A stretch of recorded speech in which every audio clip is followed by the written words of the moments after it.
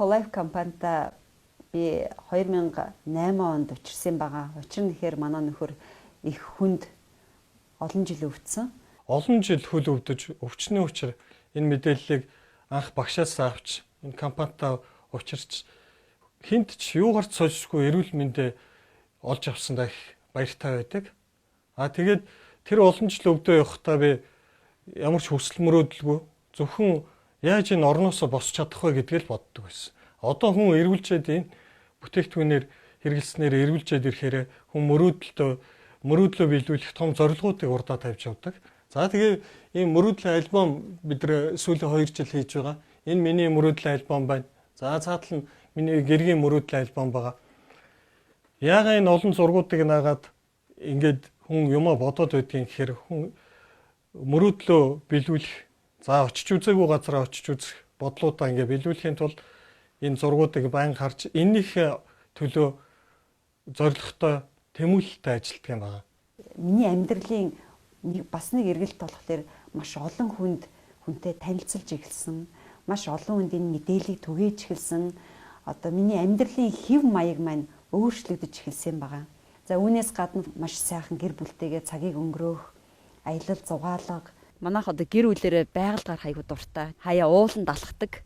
Манай нөхөр чи өөрөө ингэж байгалийн зураг авах их дуртай. Тэгээд байгаль дээр ялангуяа ийм гоё хэлбэр загвартай, гоё ийм үзэсгэлэнтэй ийм байгалийн дүр зургууд байдаг л да.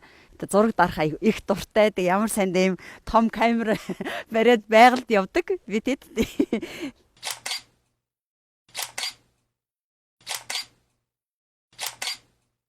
Life компаниас уралдаан зарласан байхгүй юу? Transfer Factory-г байгальд сурталчлах гэсэн тийм уралдаан байхгүй юу? Гэрэл зургийн уралдаан. Тэгээ гэрэл зургаа даруулаад хүмүүс ингээд байгаль дээр Transfer Factory-г авч байгаа.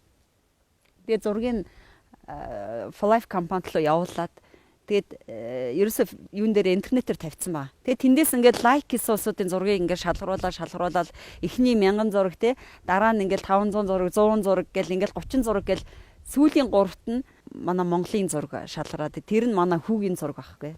Бидний амьдрал бол тэр чигээрээ баяр баясал нэгэндээ туслах, тусламж, хайр, инэрлэр дүүрэн байх ёстой гэж би өөрөө боддог.